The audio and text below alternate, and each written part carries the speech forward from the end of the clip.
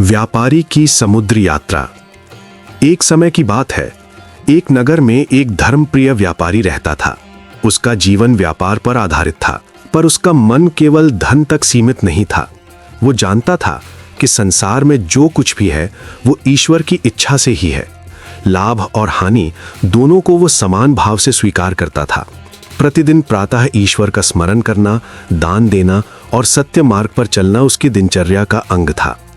व्यापार बढ़ाने की इच्छा से उसने समुद्र यात्रा का निश्चय किया। दूर देशों में उसके माल की मांग थी। ये यात्रा लाभदायक हो सकती थी, पर समुद्र का मार्ग सदा अनिश्चित माना जाता था। लहरों का स्वभाव, हवाओं का वेग और भाग्य का फेर सब कुछ मनुष्य के वश में नहीं होता। व्यापारी ये सब जानता था।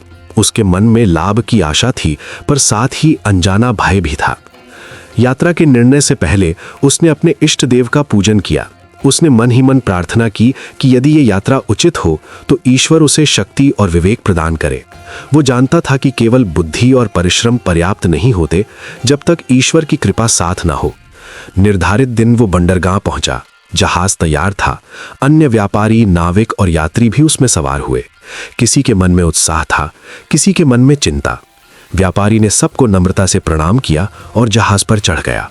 उसने अपने माल की ओर देखा, फिर आकाश की ओर। उसके मन में यही भाव था कि जो भी हो वो ईश्वर की इच्छा से होगा। जहाज ने धीरे धीरे तट छोड़ा। भूमि पीछे छूटने लगी। समुद्र का विस्तार सामने था। प्रारंभिक दिन शांति से बीते। व्यापारी नियम से ईश्वर का स्मरण करता रहा। वो ना अधिक लोभ करता, ना भय को अपने ऊपर हावी होने देता। उसे विश्वास था कि सच्ची श्रद्धा मनुष्य को भीतर से मजबूत बनाती है। कुछ दिनों बाद मौसम बदलने लगा। हवाएं तेज हो गईं, लहरें ऊंची उठने लगीं, जहाज हिलने लगा। यात्रियों के मन में भय फैलने लगा। कुछ लोग घबरा गए, कुछ क्रोध करने लगे, कुछ एक दूसरे को दोष देने लगे। उस समय व्यापारी ने सबको शांत रहने को कहा। उसने कहा कि घबराहट से समस्या हल नहीं होती, बल्कि विवेक से काम लेना चाहिए। रात के समय तूफान ने भयंकर रूप ले लिया। जहाज को संभालना कठिन हो गया। नाविक भी चिंतित थे। ऐसा लगने लगा कि अब बचना कठिन है। उस घड़ी व्यापारी ने अपने मन को ईश्वर में स्थिर किया। उसने ना ऊंचे स्वर में पुकारा, न दिखावे की प्रार्थना की। उसके भीतर एक मौन विश्वास था। कुछ यात्री अपने किए पर पछताने लगे। किसी ने कहा, हमने जीवन भर केवल धन का पीछा किया। किसी ने कहा, हमने कभी धर्म को महत्व नहीं दिया। उस समय व्यापारी ने कहा कि संकट की घड़ी पश्चाताप की नहीं, आत्मसमर्पण की होती है। मनुष्य जब अपने अहंकार को छोड़ देता है तभी उसे शांति मिलती है। तूफान लंबे समय तक चलता रहा। जहाज क्षतिग्रस्त हो गया। कुछ माल समुद्र में गिर गया। व्यापारी ने यह देखकर भी शोक नहीं किया। वो जानता था कि जो चला गया वो लौटने वाला नहीं, जो शेष है वही पर्याप्त है। उसका मन अब लाभ हानि से ऊपर उठ चुका था। अंततः तूफान शांत हुआ। जहाज किसी तरह एक अपरिचित तट के पास पहुंच गया। वहां के लोग साधारण थे, पर हृदय से सच्चे थे। उन्होंने यात्रियों की सहायता की, भोजन दिया, विश्राम का स्थान दिया। व्यापारी ने यह देखकर समझा कि मानवता ही सबसे बड़ा धर्म है। कुछ दिनों तक व्यापारी वहीं रहा। उसने स्थानीय लोगों से संवाद किया। उसने जाना कि उनके पास धन कम है, पर संतोष अधिक है। वे परिश्रम करते हैं, ईश्वर पर विश्वास रखते हैं और एक दूसरे का सहारा बनते हैं। व्यापारी के मन में गहरी सीख अंकित हो गई। जब जहाज मरम्मत योग्य हुआ, तब व्यापारी ने आगे की यात्रा का निर्णय लिया। अब उसका मन पहले जैसा नहीं था। पहले जहां व्यापार उसका लक्ष्य था, अब अनुभव और आत्मज्ञान उसका लाभ बन चुके थे। अगले नगर में पहुंचकर उसने जो व्यापार किया उसमें लाभ भी हुआ और कुछ हानि भी, पर उसका मन स्थिर रहा। उसने उचित दाम पर व्यापार किया, छल नहीं किया। लोग उसके व्यवहार से प्रभावित हुए। उसकी प्रतिष्ठा बढ़ी। यात्रा पूर्ण होने पर वो अपने नगर लौटा। परिवार और नगरवासी उसका स्वागत करने आए। उन्होंने समुद्र यात्रा की कथा सुनी। व्यापारी ने केवल इतना कहा कि समुद्र ने मुझे ये सिखाया कि मनुष्य की शक्ति सीमित है, पर श्रद्धा असीम है। उसके बाद व्यापारी का जीवन और भी सरल हो गया। उसने व्यापार जारी रखा, पर मन को उससे बांधा नहीं। उसने दान और सेवा को महत्व दिया। संकट में वो विचलित नहीं होता था और सुख में वो अहंकार नहीं करता था। समय के साथ लोग उससे परामर्श लेने आने लगे। वो किसी को उपदेश नहीं देता, केवल अपने अनुभव साझा करता। वो कहता कि जो ईश्वर पर विश्वास रखता है वो कभी अकेला नहीं होता, चाहे वो समुद्र में हो या जीवन के तूफान में।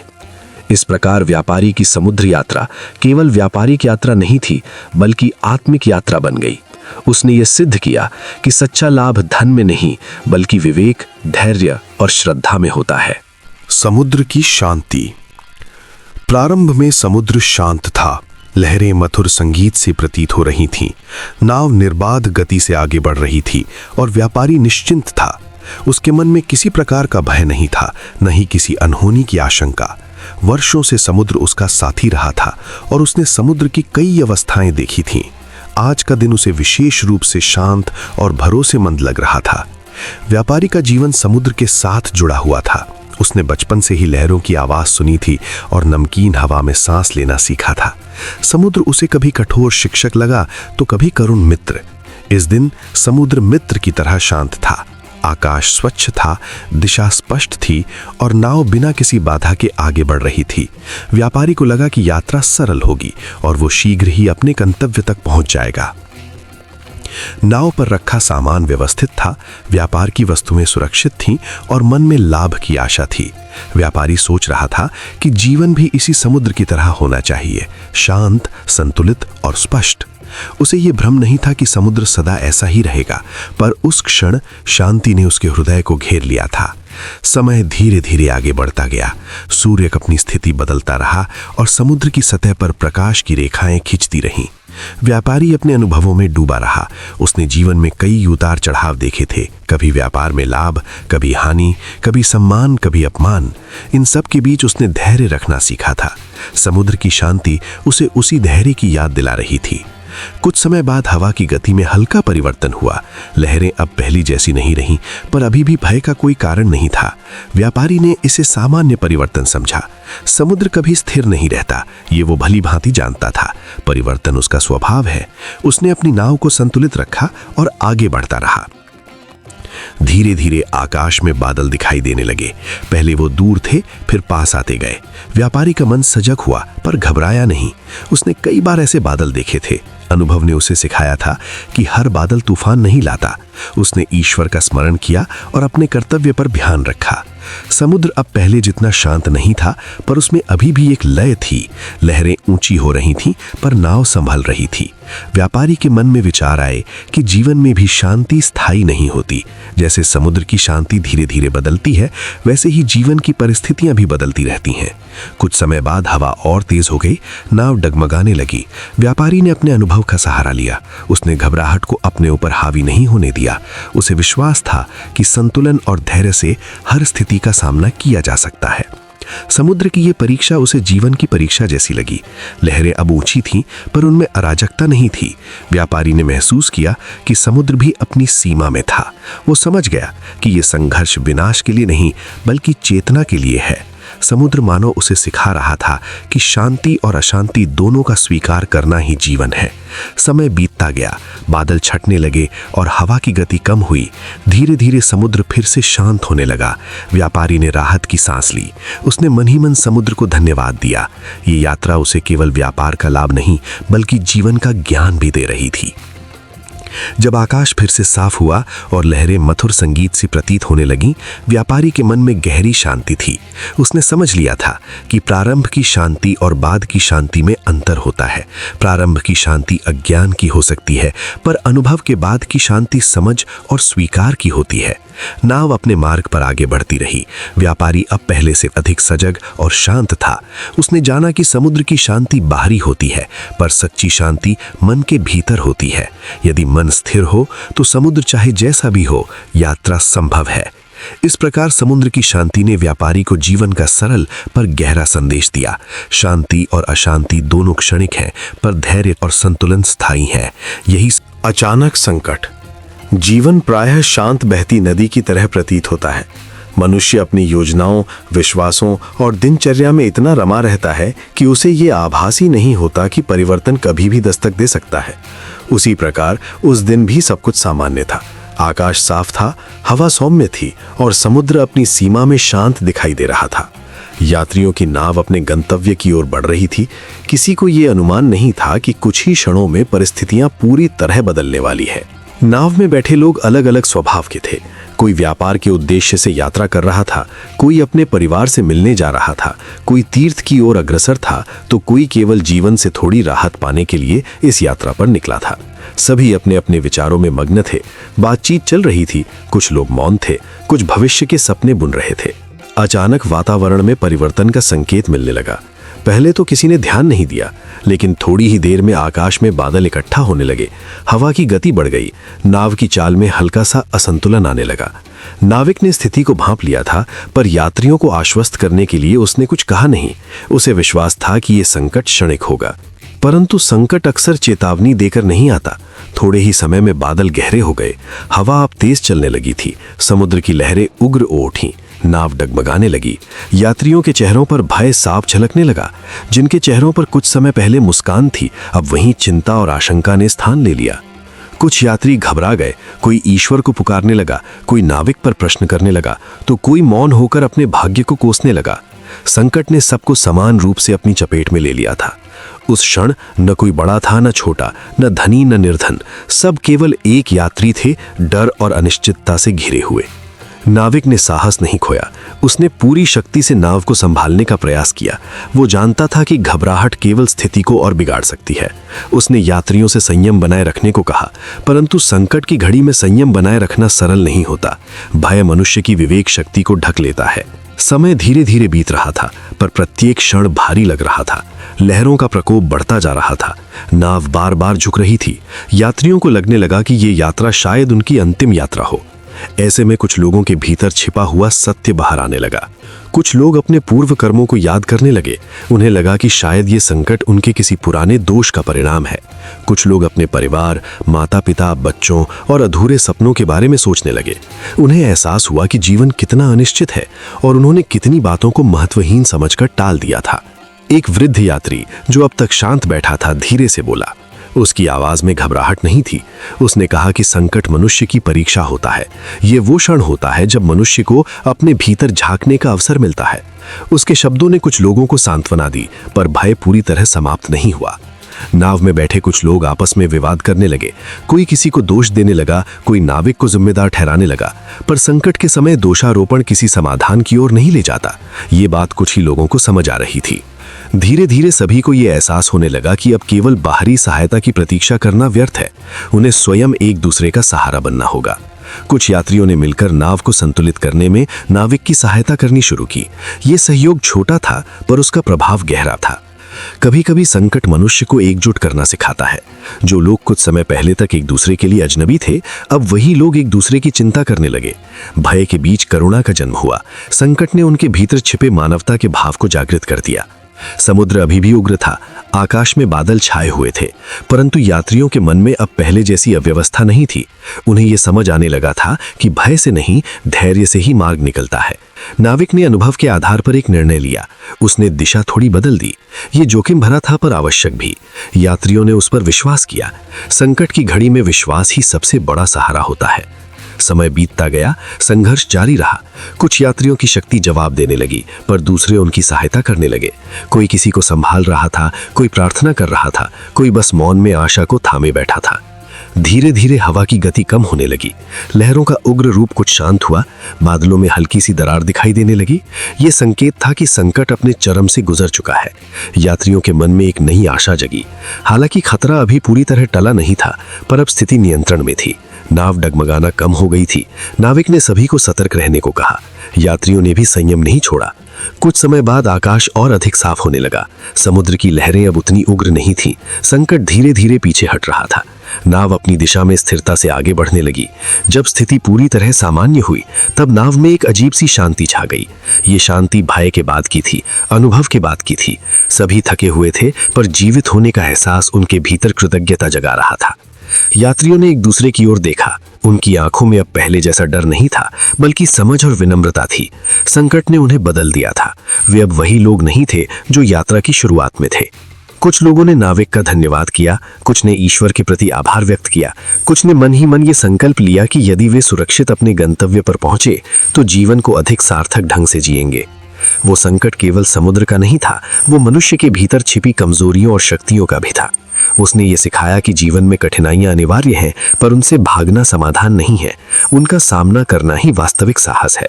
नाव आगे बढ़ती रही। सूर्य की किरणें बादलों के बीच से झांकने लगीं। ये केवल आकाश का परिवर्तन नहीं था, ये मन के भीतर भी उजास का संकेत था। यात्रियों को अब ये समझ आ गया था कि जीवन की यात्रा में संकट आते हैं, पर यदि मनुष्य धैर्य, विश्वास और सहयोग को न छोड़े तो हर अंधकार के बाद प्रकाश अवश्य आता है। ये घटना उनके जीवन में एक अमिट स्मृति बन गई। वे जहां भी गए इस अनुभव को अपने साथ ले गए। संकट ने उन्हें डराया अवश्य, पर उससे अधिक उन्हें सिखाया। अचानक आया वो संकट अब केवल एक घटना नहीं था, बल्कि एक संदेश था कि जीवन अस्थिर है, पर मनुष्य की आंतरिक शक्ति असीम है। जो इस शक्ति को पहचान ले। तूफान इतना प्रचंड था कि नाव टूटने को थी। हर दिशा में अंधकार और शोर था। व्यापारी को मृत्यु समीप प्रतीत होने लगी। समुद्र की गर्जना उसके हृदय में उतरती जा रही थी। आकाश और जल के बीच कोई भेद शेष न रहा था। लहरें उठती, गिरती और फिर उठ जाती। नाव बार बार डगमगाती, जैसे हर क्षण अंतिम हो। व्यापारी ने जीवन में अनेक यात्राएं की थीं, पर ऐसा भय उसने कभी न देखा था। वो व्यापारी साधारण नहीं था। वर्षों की यात्रा, लाभ हानि, उतार चढ़ाव ने उसे कठोर बनाया था। वो बुद्धि से चलता था, गणना से निर्णय लेता था और भाग्य पर कम ही विश्वास करता था। पर इस क्षण गणना व्यर्थ हो गई थी। समुद्र के सामने बुद्धि मौन थी। भय ने उसके भीतर प्रवेश कर लिया था। उसे अपने कर्म, अपने निर्णय, अपने लोभ, अपनी उपेक्षाएं स्मरण आने लगी। उसे लगा ये सब उसी के सामने खड़ा है। नाविक चिल्ला रहे थे, कोई दिशा सुझा रहा था, कोई ईश्वर का नाम ले रहा था। रस्सियां ढीली पड़ रही थीं, पाल फटने लगे थे। व्यापारी की दृष्टि समुद्र पर थी, पर मन भीतर की ओर खिंच रहा था। उसे लगा जीवन की सारी दौड़ इसी क्षण पर आकर ठहर गई है। जो पाया, जो खोया, जो चाहा, सब एक साथ सामने खड़ा था। तूफान रुकने का नाम नहीं ले रहा था। समय का बोध समाप्त हो चुका था। क्षण और घड़ी का अंतर मिट गया था। केवल शोर था और भय। व्यापारी ने अपने भीतर पहली बार प्रार्थना को जन्म लेते महसूस किया। वो शब्दों में नहीं थी, वो एक स्वीकार थी। उसने स्वीकार किया कि वो अकेला नहीं है, कि कोई शक्ति है जो उससे बड़ी है। उसने मन ही मन कहा कि यदि ये यात्रा बच गई तो वो जीवन को भिन्न दृष्टि से देखेगा। वो केवल लाभ नहीं देखेगा, वो धर्म देखेगा। वो केवल स्वयं नहीं देखेगा, वो दूसरों को भी देखेगा। ये संकल्प किसी दिखावे के लिए नहीं था, ये भय से उपजा सत्य था। नाव एक भयंकर लहर से टकराई। सब कुछ थम सा गया। फिर एक क्षण का सन्नाटा। व्यापारी को लगा अब अंत है, पर उसी सन्नाटे में उसे अपने भीतर शांति का अनुभव हुआ। उसने आंखें बंद की। शोर बाहर था, भीतर मौन था। उस मौन में उसे जीवन का अर्थ स्पष्ट होने लगा। तूफान चलता रहा। नाविक थक गए, आवाजें धीमी पड़ने लगीं। व्यापारी को लगा जैसे समय स्वयं परीक्षा ले रहा है। वो सोचने लगा कि मनुष्य कितना छोटा है और कितना अहंकारी भी। वो स्वयं को सब कुछ समझ बैठता है, पर एक तूफान सब भ्रम तोड़ देता है। रात गहरी होती चली गई। अंधकार में दिशा का ज्ञान समाप्त था।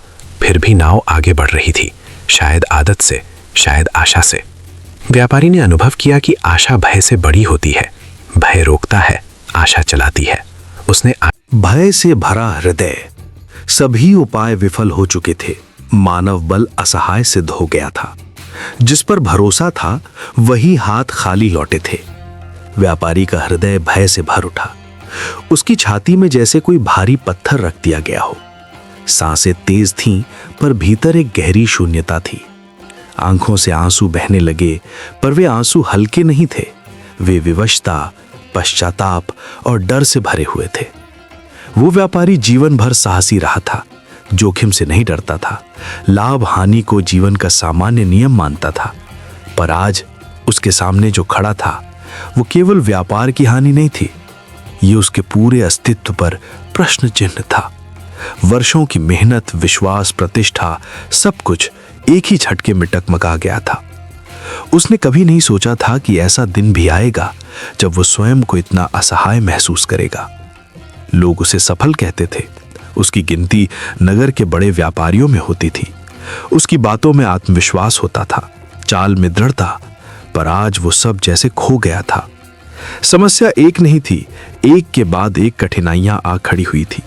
पहले व्यापार में घाटा हुआ, फिर साझेदारों ने मुंह मोड़ लिया, जिन पर भरोसा था वे साथ छोड़ गए। कर्ज बढ़ता गया, समाधान खोजे गए, पर हर उपाय निष्फल सिद्ध हुआ। हर द्वार पर उसने दस्तक दी, पर हर जगह से निराशा ही मिली। नगर के विद्वानों से उसने परामर्श लिया, अनुभवी व्यापारियों से चर्चा की, गणनाएं बदली, योजनाएं बदली, मार्ग बदले, पर स्थिति जस की तस बनी रही, जैसे किसी अदृश्य शक्ति ने उसके प्रयासों को बांध दिया हो।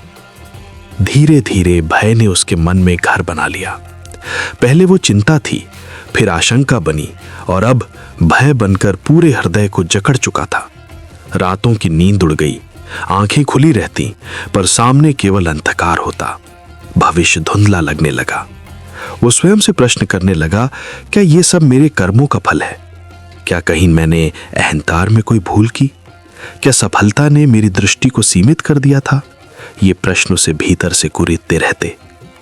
एक समय था जब वो दूसरों को आश्वासन देता था, घबराओ मत, हर समस्या का समाधान होता है।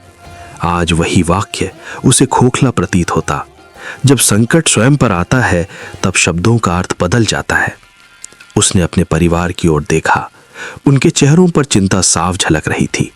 वे कुछ कहते नहीं थे, पर उनकी चुप्पी बहुत कुछ कह जाती थी। व्यापारी का हृदय और अधिक भारी हो गया। वह स्वयं को दोषी मानने लगा। समय बीतता गया, हालात और कठिन होते गए। जो धन था वो समाप्ति की ओर बढ़ने लगा। सम्मान भी जैसे फिसलने लगा। कुछ लोग दूर होने लगे, कुछ ने ताने देने शुरू कर दिए। वही समाज जो कभी प्रशंसा करता था, अब प्रश्न उठाने लगा। भय अब केवल मन तक सीमित नहीं था, वो शरीर में उतर आया था। हाथ कांपने लगे थे, निर्णय लेने की क्षमता कमजोर पड़ने लगी थी। वो स्वयं को पहचान नहीं पा रहा था। एक दिन जब सब कुछ असंभव सा लगने लगा, वो अकेला बैठा रहा। कोई सलाह नहीं, कोई योजना नहीं, बस एक थका हुआ मन और भय से भरा हृदय। उस क्षण उसे पहली बार यह एहसास हुआ कि मानव बल की भी एक सीमा होती है। वो सोचने लगा, जिस शक्ति पर मैं सदा भरोसा करता रहा, क्या वो वास्तव में मेरे नियंत्रण में थी या मैं केवल भ्रम में था? ये विचार उसके भीतर गहराई तक उतर गया। उसने अपने जीवन की यात्रा को स्मरण किया। आरंभिक संघर्ष, मेहनत, धैर्य, सब कुछ आंखों के सामने घूमने लगा। उसने देखा कि कैसे उसने कठिन समय में भी कभी किसी उच्च शक्ति को स्मरण नहीं किया। उसे लगा जैसे उसने केवल स्वयं पर ही भरोसा किया था। उसके मन में एक नई अनुभूति जागी। शायद अब समय है जब उसे यह स्वीकार करना चाहिए कि वो अकेला नहीं है और न ही सब कुछ उसके वश में है। उसने आंखें बंद की। पहली बार उसने अपने भाई को नकारा नहीं, बल्कि स्वीकार किया। आंसू बहते रहे, पर अब वे केवल डर के नहीं थे, उनमें एक प्रकार की विनम्रता थी। उस क्षण कोई चमत्कार नहीं हुआ, समस्याएं समाप्त नहीं हुई, परिस्थितियां नहीं बदली, पर भीतर कुछ बदलने लगा। भय की तीव्रता थोड़ी कम हुई। मन ने पहली बार विश्राम की अनुभूति की। उसने ये समझा कि जब सभी उपाय विफल हो जाते हैं, तब भी सब कुछ समाप्त नहीं होता। असहायता भी एक संदेश लेकर आती है, अहंकार को तोड़ने का, भीतर झांकने का। अगले दिन उसने फिर से जीवन का सामना किया। वही समस्याएं थीं, वही चुनौतियां थीं, पर अब उसका दृष्टिकोण थोड़ा अलग था। वो उतना व्याकुल नहीं था। भय था, पर वो अब उसे नियंत्रित नहीं कर रहा था। वो धीरे धीरे आगे बढ़ा, छोटे कदमों में, बिना बड़ी अपेक्षाओं के। उसने सीख लिया था कि हर उत्तर तुरंत नहीं मिलता और हर कठिनाई का समाधान उसके हाथ में नहीं होता। समय के साथ कुछ राहें खुली, कुछ अवसर दिखाई दिए। सब कुछ पहले जैसा नहीं हुआ, पर जीवन रुक भी नहीं गया। उसने स्वीकार कर लिया था कि हार भी जीवन का एक अध्याय है। भय से भरा हृदय अब पहले जैसा नहीं था। उसमें अनुभव की गहराई आ गई थी।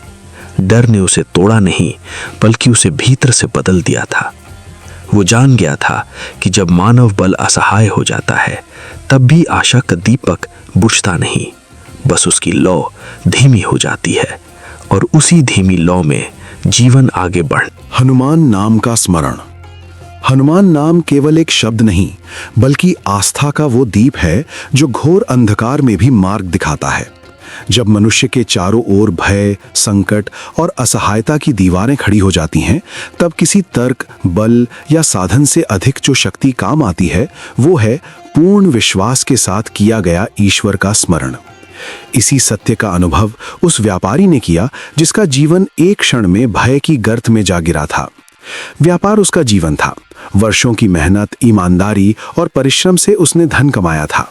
यात्राएं, सौदे और जोखिम सब उसके जीवन का हिस्सा थे। उसे अपने पुरुषार्थ पर भरोसा था, बुद्धि पर गर्व था और भाग्य को वो केवल एक सहायक मानता था। भक्ति उसके जीवन में थी, पर प्राथमिक नहीं। वो मंदिर जाता था, दीप जलाता था, पर मन पूरी तरह समर्पित नहीं था। उसे लगता था कि जीवन उसके नियंत्रण में है। एक दिन व्यापार के सिलसिले में वो दूर देश की यात्रा पर निकला।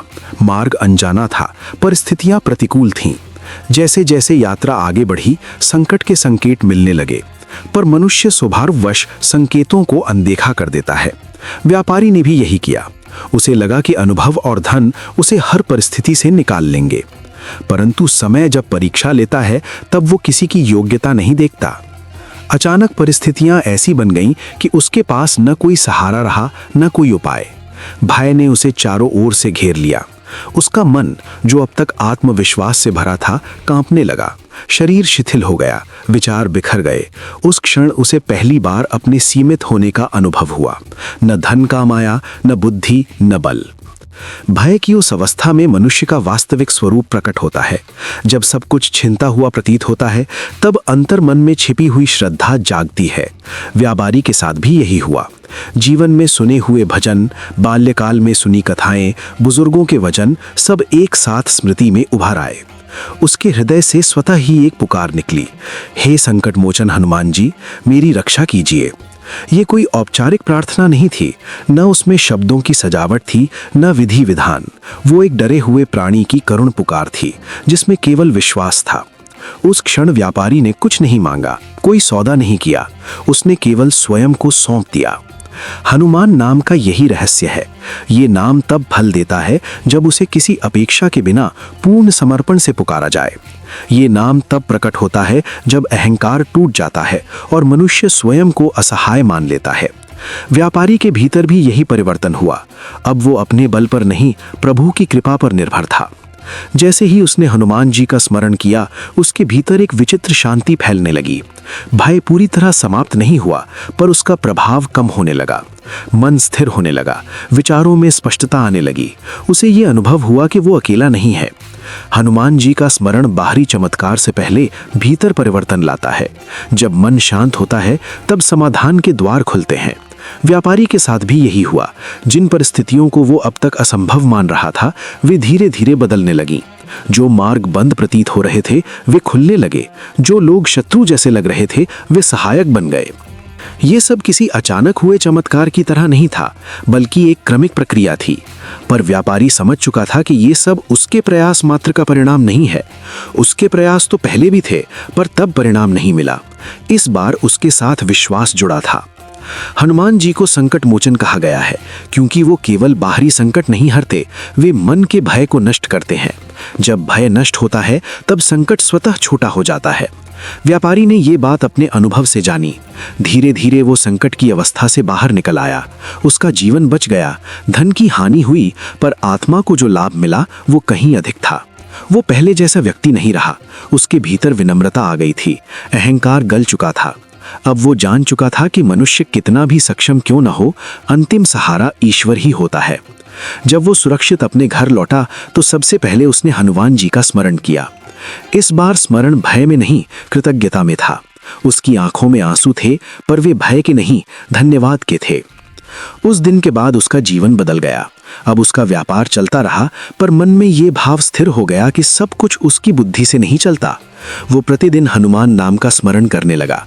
कोई विशेष नियम नहीं, कोई लंबी पूजा नहीं, बस श्रद्धा से लिया गया नाम। उसने अनुभव किया कि जब मन नियमित रूप से प्रभु से जुड़ा रहता है, तब बड़े संकट आते ही नहीं, और जो आते हैं वे टिकते नहीं। व्यापारी ने यह भी समझा कि हनुमान नाम केवल संकट गलेने की वस्तु नहीं है, ये जीवन की दिशा बदलने वाला मंत्र है। ये साहस देता है, विवेक देता है और सेवा का भाव जगाता है। हनुमान जी केवल शक्ति के प्रतीक नहीं, वे भक्ति, निष्ठा और विनय के आदर्श हैं। अब वो दूसरों को भी यही कहता, जब सब साथ छोड़ दें तब हनुमान नाम कभी नहीं छोड़ता। जब बुद्धि हार मान ले तब विश्वास मार्ग दिखाता है, और जब भय सबसे बड़ा शत्रु बन जाए तब हनुमान जी सबसे बड़े रक्षक बनते हैं। उसके जीवन की कथा किसी ग्रंथ में नहीं लिखी गई, पर जिन लोगों ने उसका परिवर्तन देखा, उन्होंने ये जाना कि सच्ची भक्ति दिखावे में नहीं होती, वो तो भीतर घटती है। हनुमान नाम का स्मरण मनुष्य को निर्भय बनाता है, क्योंकि वो उसे ये बोध कराता है कि शक्ति बाहर नहीं, भीतर जागती है, और वो शक्ति प्रभु से जुड़ने पर प्रकट होती है। आज भी जब कोई भय में, संकट में, निराशा में हनुमान जी को पुकारता है, तो वही करुणा, वही रक्षा, वही शांति उसे प्राप्त होती है, क्योंकि हनुमान जी काल अतीत है और उनका नाम सदा जीवित है। यही इस कथा का सार है। भय। चमत्कार का क्षण। क्षण भर में हवा की गति धीमी पड़ने लगी, लहरें शांत होने लगीं, बादल हटने लगे और आकाश स्वच्छ होने लगा। ये केवल प्रकृति का परिवर्तन नहीं था, ये उस क्षण का संकेत था जब किसी अदृश्य शक्ति ने हस्तक्षेप किया था।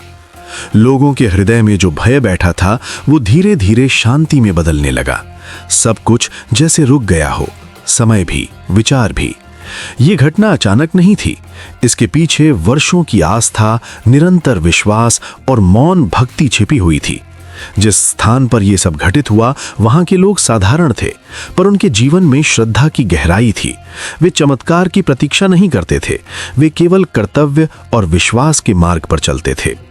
गांव के किनारे एक वृद्ध साधक रहता था। उसका जीवन अत्यंत सरल था। न वो किसी से कुछ मांगता था, न किसी को कुछ दिखाना चाहता था। वो प्रतिदिन प्रभात में उठता, मौन प्रार्थना करता और अपने कार्य में लग जाता। लोगों ने कभी उसे विशेष महत्व नहीं दिया, कुछ तो उसे भ्रमित भी समझते थे, पर वो कभी विचलित नहीं हुआ। समय के साथ गांव में कठिनाइयां बढ़ने लगीं, कभी सूखा, कभी बाढ़, कभी रोग। लोग घबरा गए। पूजा पाठ बढ़ा, पर मन में डर था, विश्वास कमजोर पड़ने लगा। उसी समय समुद्र में भयंकर तूफान उठा। लहरें उग्र थीं, हवा प्रचंड थी, नावें डगमगा रही थीं। लोग अपने प्राणों की रक्षा के लिए इधर उधर भाग रहे थे। उस वृद्ध साधक ने यह सब देखा। वो शांत रहा। उसने न कोई मंत्र उच्चारित किया, न कोई आडंबर किया। वो केवल स्थिर खड़ा रहा, हृदय में पूर्ण समर्पण के साथ। उसने आंखें बंद की और भीतर ही भीतर प्रार्थना की। वो प्रार्थना शब्दों की नहीं थी, वो भावना की थी। और तभी चमत्कार का क्षण आया। हवा की गति धीमी पड़ने लगी, लहरें शांत होने लगीं, बादल हटने लगे। ये परिवर्तन इतना सहज था कि लोग पहले समझ ही नहीं पाए, पर जब उन्होंने देखा कि भय का कारण मिट रहा है, तब उनके मन में आश्चर्य जागा। कुछ ने इसे संयोग कहा, कुछ ने इसे प्रकृति का नियम माना, पर कई लोगों ने उस वृद्ध की ओर देखा। वो वहीं खड़ा था जैसा पहले था, न मुस्कान, न गर्व, केवल शांति। उस दिन के बाद गांव में परिवर्तन आने लगा। लोग बाहरी आडंबर से हटकर भीतर झांकने लगे। उन्होंने समझा कि चमत्कार बाहर नहीं, भीतर घटता है। जब मन स्थिर होता है, तब संसार भी स्थिर हो जाता है। वृद्ध साधक ने कभी ये नहीं कहा कि ये सब उसने किया।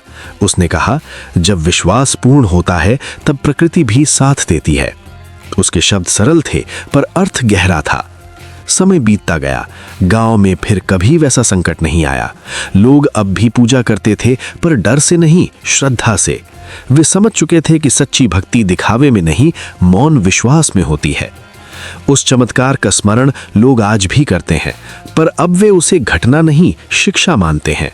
उन्होंने जाना कि जब मनुष्य अपने भीतर शांति पा लेता है, तब बाहर का तूफान स्वयं थम जाता है। चमत्कार का क्षण बीत गया था, पर उसका प्रभाव स्थायी हो गया था। वो क्षण समय में छोटा था, पर चेतना में विशाल। संकट से मुक्ति। समुद्र का विस्तार अनंत प्रतीत हो रहा था। चारों ओर जल ही जल था, और उसी जल के बीच एक छोटी सी नाव अपने गंतव्य की ओर बढ़ रही थी। नाव में बैठे यात्री साधारण लोग थे। कोई व्यापारी, कोई तीर्थयात्री, कोई परिवार के साथ यात्रा कर रहा था।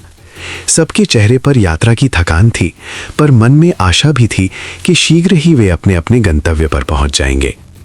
यात्रा के आरंभ में सब कुछ सामान्य था। हवा हल्की थी, लहरें शांत थीं, और नाव सहज गति से आगे बढ़ रही थी।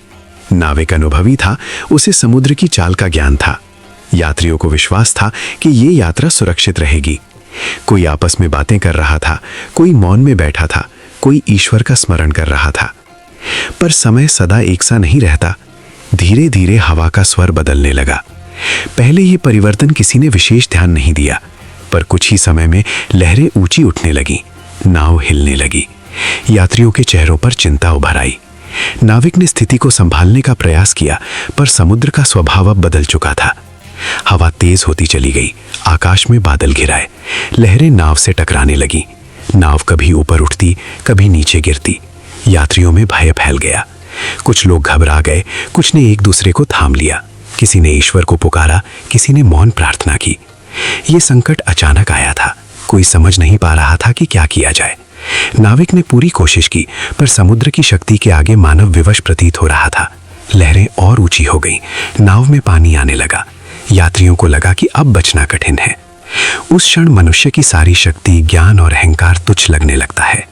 जब जीवन और मृत्यु आमने सामने खड़े हों, तब केवल एक ही सहारा शेष रहता है, श्रद्धा।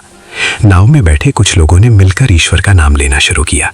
कोई अपने आराध्य को याद कर रहा था, कोई अपने जीवन की भूलों पर विचार कर रहा था।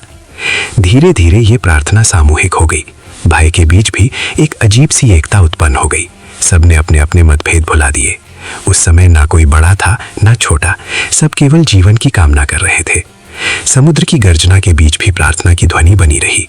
ये कोई दिखावा नहीं था, ना कोई औपचारिक अनुष्ठान। ये मन की गहराई से निकली पुकार थी। सुरक्षित तट पर आगमन। नाव सकुशल किनारे पहुंच गई।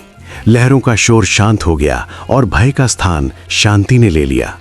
व्यापारी, यात्री और नाविक सभी के चेहरे पर अब संतोष और कृतज्ञता की आभा थी। जो कुछ समय पहले तक मृत्यु के भय से कांप रहे थे, वे अब जीवन की शीतल अनुभूति को हृदय में समेटे खड़े थे।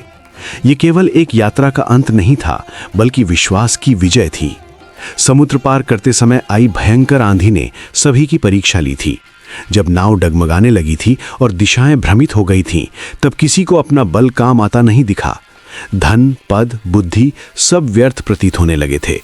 उस समय केवल एक ही नाम सबके होठों पर था, हनुमान जी। किसी ने उन्हें संकट मोचन कहा, किसी ने बल और भक्ति का प्रतीक, और किसी ने उन्हें जीवन रक्षक के रूप में स्मरण किया। अब जब नाव सुरक्षित तट पर लगी, तो सभी ने एक साथ उस अदृश्य शक्ति को नमन किया जिसने उन्हें बचाया था। व्यापारी, जिन्होंने वर्षों तक व्यापार में लाभ हानि देखी थी, आज समझ गए कि सच्चा लाभ ईश्वर की कृपा से ही संभव है। यात्रियों ने महसूस किया कि जीवन की हर यात्रा केवल गंतव्य तक पहुंचना नहीं होती, बल्कि विश्वास को साथ लेकर चलना भी होता है। तट पर उतरते ही सबने भूमि को प्रणाम किया। किसी ने आंखें बंद कर लीं, किसी की आंखों से अश्रु बहने लगे। वे आंसू भय के नहीं थे, बल्कि कृतज्ञता के थे। प्रत्येक मन में यही भाव था कि यह रक्षा उनके अपने सामर्थ्य से नहीं, बल्कि हनुमान जी की कृपा से हुई है। नाविक, जो जीवन भर समुद्र से जूझते रहे थे, आज पहली बार स्वयं को इतना असहाय और फिर उतना ही सुरक्षित अनुभव कर रहे थे। उन्होंने स्वीकार किया कि कितनी भी कला और अनुभव क्यों ना हो, ईश्वर की इच्छा के बिना कुछ भी संभव नहीं। उनके हृदय में भी आज भक्ति का दीप जल उठा था। व्यापारियों ने आपस में चर्चा की कि इस यात्रा ने उन्हें एक नया दृष्टिकोण दिया है।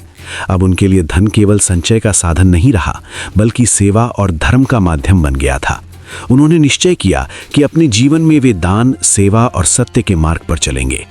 यात्रियों में कुछ ऐसे भी थे जो केवल संसार देखने निकले थे।